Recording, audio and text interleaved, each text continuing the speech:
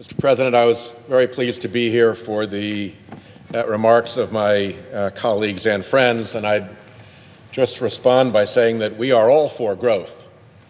We are all for growth of the American economy.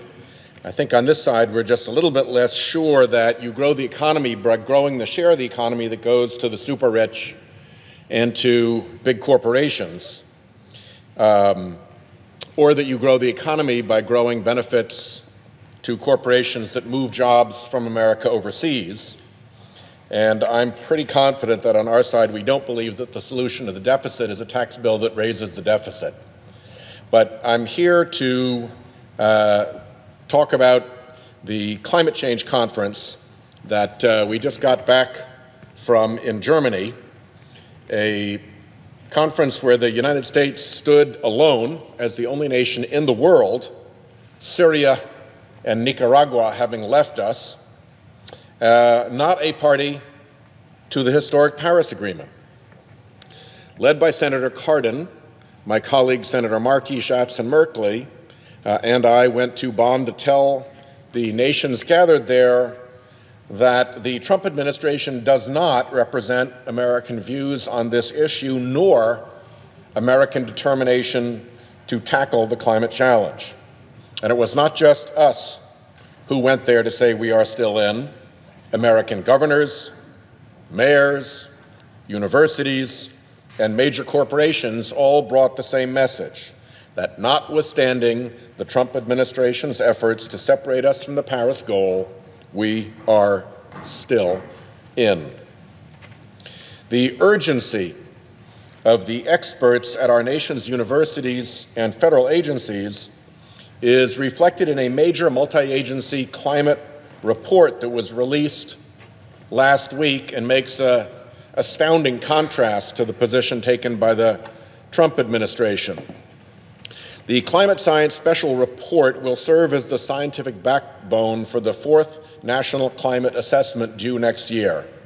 The authors list is a who's who of top university scientists and agency experts from NOAA, the EPA, NASA, our national labs, the National Science Foundation, and the Departments of Agriculture, Defense, Energy, Commerce, Interior, and State. In all, 13 federal agencies and departments.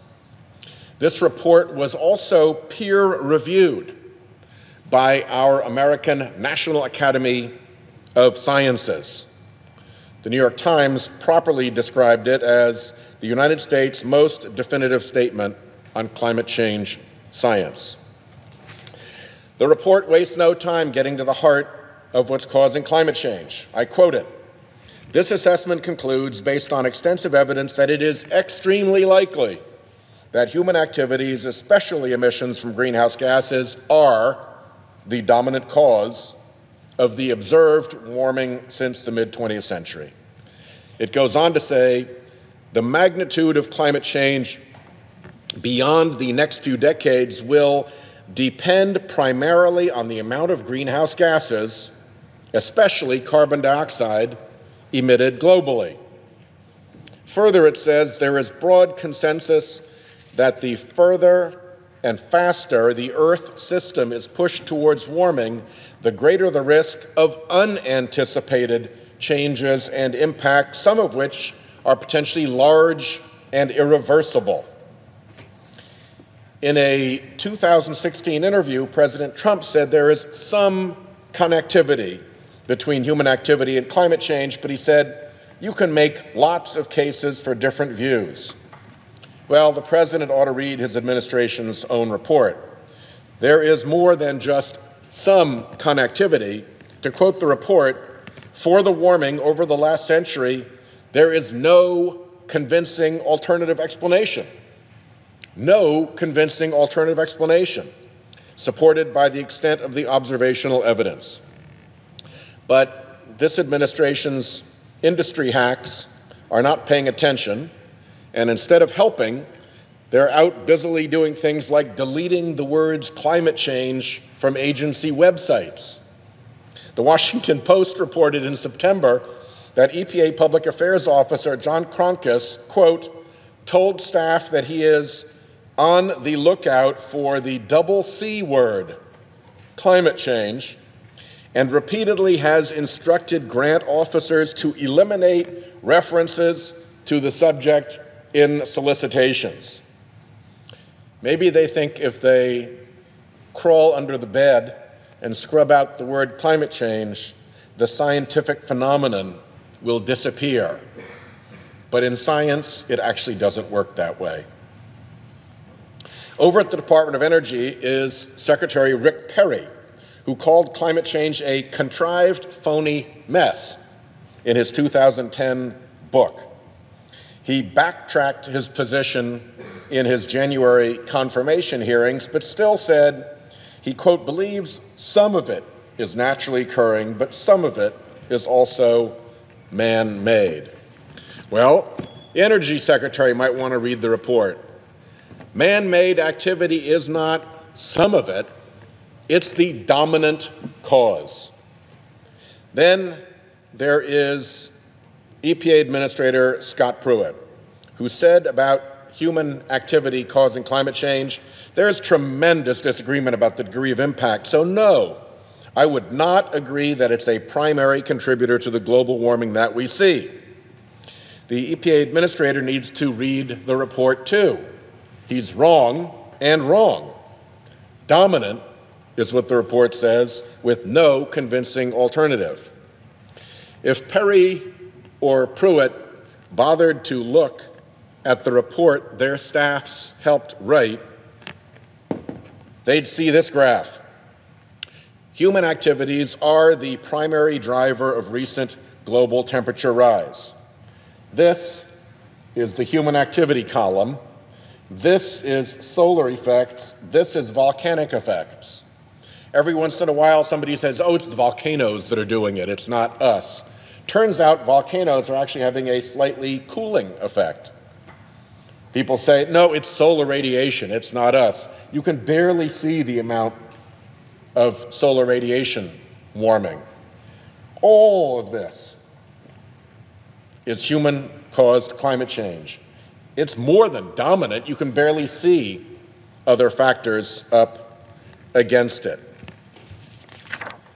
As for Pruitt's claim that humans are not a primary contributor to the global warming that we see, well, you can turn to the report's page 31. Quote, human activities are now the dominant cause of the observed trends in climate. And flip forward to page 36.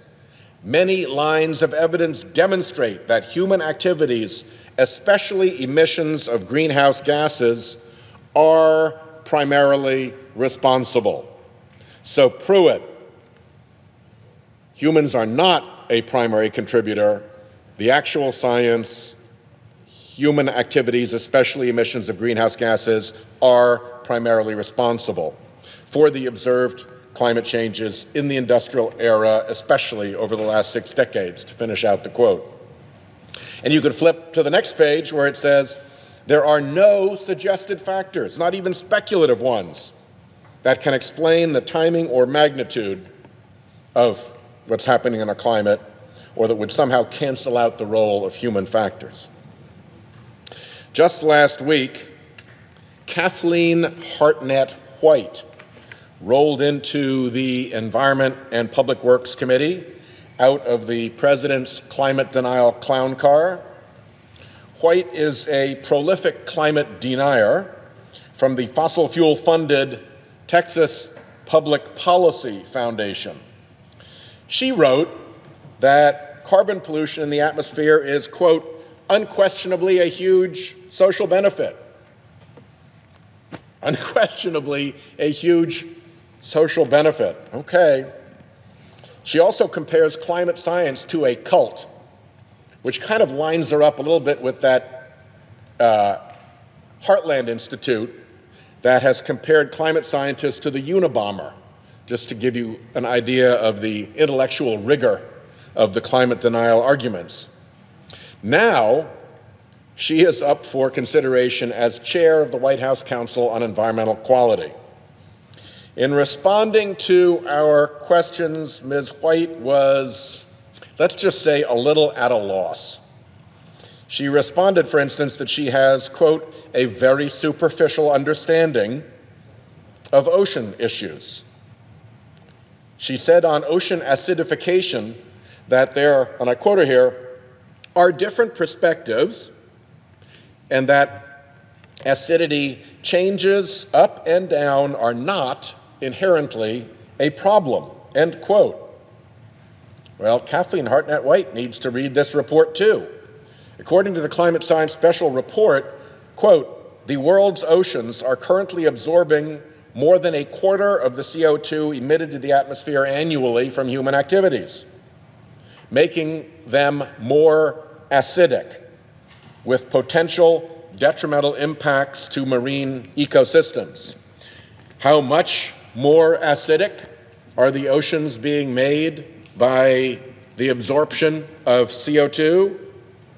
The report goes on to say, the rate of acidification is unparalleled in at least 66 million years. 66 million years is way before humankind even existed. That's the kind of dice we're rolling with ocean acidification. I pressed Ms. White on how much of the heat greenhouse gas emissions add to the atmosphere is absorbed by the oceans. She couldn't even tell me if it was more or less than half of it. Yet, she insisted she knew there, quote, are differences of opinion on that there's not one right answer. So in a nutshell, she doesn't know what the science is, but she sure knows that it's wrong. Well, there actually is one right answer. And wouldn't you know it, it's in the Climate Science Special Report, which says, and I quote, not only has ocean heat content increased dramatically, but more than 90% of the energy gained in the combined ocean-atmosphere system over recent decades has gone into the ocean. In fact, to be more precise, it's 93%. And by the way, that is heating the oceans at a rate greater than setting off a Hiroshima-style nuclear bomb in the oceans and having all of the heat of the nuclear explosion absorbed by the oceans, more than one explosion per second. So it's quite a heat transfer. I asked Ms. White about a basic scientific principle. Do you think if the ocean warms, it expands? Does the law of thermal expansion apply to seawater? End quote. After a long pause, she replied, again, I do not have any kind of expertise or even such layman's study of the ocean dynamics and the climate change issues. For somebody who wants to lead the White House Council on Environmental Quality and help guide the science in this area, it's a pretty rudimentary scientific principle that water expands as it warms. If you can't grasp that, good luck grasping the risks that sea level rise poses to coastal communities like ours in Rhode Island. The Climate Science Special Report states that, and I'm quoting here, it is virtually certain that sea level rise this century and beyond will pose a growing challenge to coastal communities, infrastructure, and ecosystems. Rhode Island has coastal communities, infrastructure, and ecosystems, so this challenge is very real for my home state. Climate change, sea level rise, and ocean acidification are challenges that require smart leadership and initiative. We need to take action to bolster our infrastructure, fortify our coasts, and help communities prepare for those challenges on the horizon. Instead, in this administration, we get the likes of Perry Pruitt, and Hoyt. I wish ignorance were what's driving these administration officials. Ignorance can be rectified with education, with information. We could assign them to read the climate science special report, for instance. They might find it illuminating and realize that what they have been saying is factually false. Unfortunately, it's a much more nefarious condition than ignorance that afflicts this administration on climate change. And it is a condition that cannot be cured with facts. This is about fossil fuel money. The malady of fossil fuel money in politics is what prevents the stark warnings in the climate science special report from being a call to action in Congress.